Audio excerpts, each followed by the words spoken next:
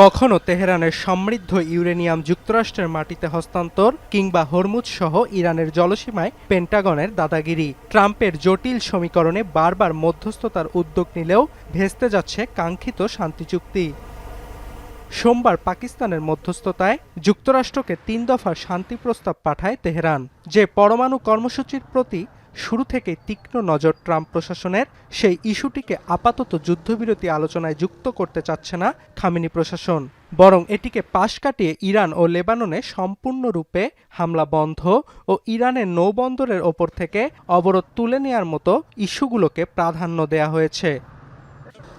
Trump প্রস্তাবগুলোকে পর্যালোচনা করছে বলে মার্কিন মুলুকের খবর কিছুটা স্বস্তি দিলেও সিএনএন সহ একাধিক গণমাধ্যম বলছে ইরানের নতুন প্রস্তাবে নাখোশ প্রেসিডেন্ট। এ নিয়ে সোমবার জাতীয় নিরাপত্তা পরিষদের সঙ্গে বৈঠকে বসেন ট্রাম্প। তেহরানের পরমাণু কর্মসূচি ইস্যুতে কোনো সমাধানে না পৌঁছে যুক্তরাষ্ট্র হরমুজ সচল করতে চায় না বলে জানিয়েছে কয়েকটি সূত্র।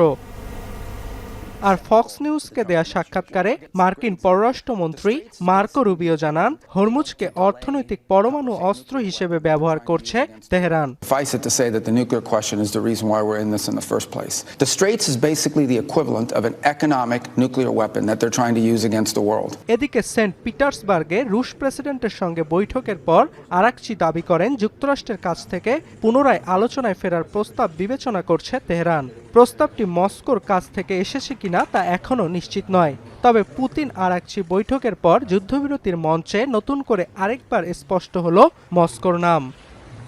অন্যদিকে স্বাধীনতা সার্বভৌমত্ব রক্ষায় ইরানের জনগণের লড়াই করে যাওয়ার মানসিকতার প্রশংসা করেন পুতিন। এছাড়াও মধ্যপ্রাচ্যের শান্তি ও স্থিতিশীলতা রক্ষায় ভূমিকা রাখার কথা জানান তিনি।